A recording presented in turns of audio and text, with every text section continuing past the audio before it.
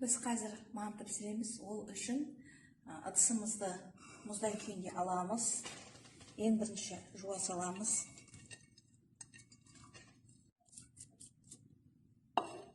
Одан кейін сәбіз саламыз. Енді мантымызды саламыз.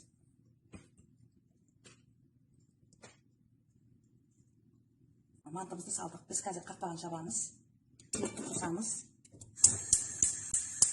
Орташа отқа қоямыз. Мінекей, мына жерде сары, жасыл, қызыл жолақтар тұр. Ол сары жолақта біздің қазір қазанымыздың от берілгеннен кейін қызып атқанын көрсетеді.